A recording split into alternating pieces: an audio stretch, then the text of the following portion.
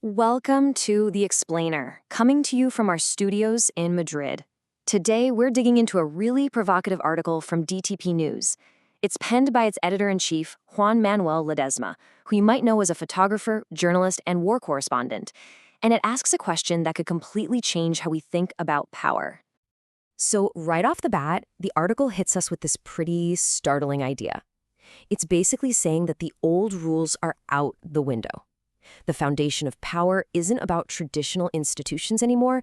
It's shifted to something far more fluid and, well, something you can build out of thin air.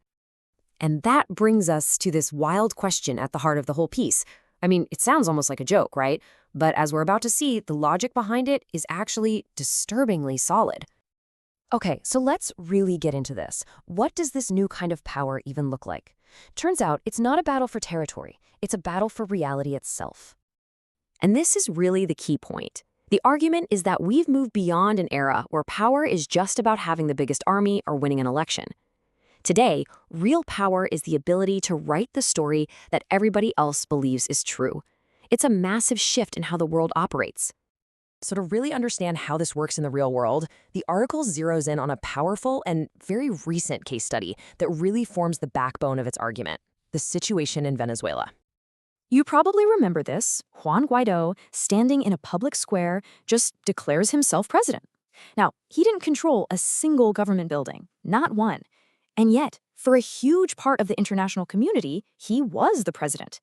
He became what the article calls a paper president, a kind of legal fiction that was willed into reality.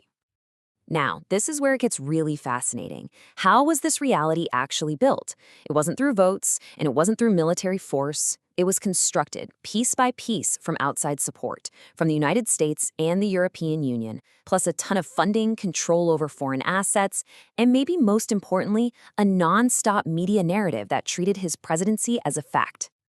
This slide just lays out the conflict perfectly. On one side, you have the old school model, based on tangible things like constitutions, elections, and control of your own country. And on the other, this brand new model, built on perception, media coverage, and getting the thumbs up from other countries. And the article makes it super clear. This wasn't some one-off fluke. It argues that the same playbook, the same script, is being perfected right now with Maria Corina Machado. It's becoming this repeatable process of building a phantom government that mostly exists on TV screens and in official reports, all paid for by outside actors. So if this is a repeatable process, you have to ask, how does it actually work? Well, the author breaks it down into a kind of blueprint for manufacturing a president from scratch. And here it is, the 5-step plan. Step 1, just declare yourself the leader. Step 2, get key international allies to recognize you. Once you have that, you can control the media story and get your hands on funding and assets. And finally, you build out your fandom government through press releases and news headlines. It's a strategy that completely sidesteps the people in the actual country. You create a winner by international agreement, not by an election. What this all adds up to is basically the new face of foreign intervention. You don't need to send troops anymore. You just need to win the information war. You can achieve the same result, and you can do it all while claiming you're just defending democracy. Okay, but this is where the article takes a really sharp, kind of scary turn. It asks, what if this playbook wasn't just for countries like Venezuela? What if someone tried to run it in, say, the United States? I mean, just imagine Elon Musk posting this to his hundreds of millions of followers. No press conference, no campaign, no party, just a single post broadcast directly to the planet, claiming a new kind of legitimacy, a digital constitution. In this hypothetical, the whole thing spirals out of control incredibly fast. We're talking hours. A narrative amplified by bots and algorithms creates a massive crisis before anyone can even react. The White House could deny it all they want, but they'd just be drowned out by the noise. The story itself would become the reality. And the rest of the world? They wouldn't see a coup attempt. They'd see an opportunity or a fascinating case study. Just look at this table. Every major global power would be analyzing the chaos, not to find the truth, but to figure out how they could use it to their advantage. And right here, you see the immediate real-world consequences. The financial markets, which are run by algorithms that react to headlines and social media trends, would absolutely freak out. The economic damage from the panic caused by the narrative would be more powerful than anything actually happening on the ground. So, after all that, what does this even mean for the whole idea of a sovereign nation? Who's actually in charge when the story itself can be hacked from the outside? The author actually gives this new kind of power a name: sustained perception. It's this idea that if you just repeat a story, a narrative, even a lie, loudly enough, from enough different sources, over and over again, it eventually stops being a story and becomes a political fact that people act on.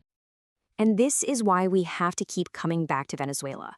The critical takeaway here is that it was the test case. It was the lab experiment that proved you could create a ghost government, give it money, give it legitimacy, and run it from another country.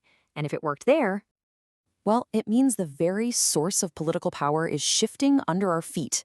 This chart really paints the picture, doesn't it? The core idea of democracy, that power comes from the people being governed, that slice of the pie is shrinking. And it's being replaced by things like foreign approval, media control, and flows of international cash. And that leads us to the most chilling conclusion of all. Power doesn't live inside the presidential palace anymore.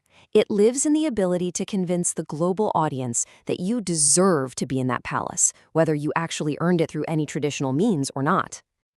Which leaves us with this one final, really unsettling question from the article.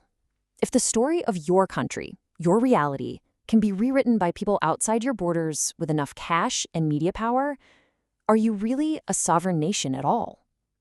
The article seems to suggest that the answer is no, and that the new way to measure sovereignty is to ask, who controls your story before it's even told?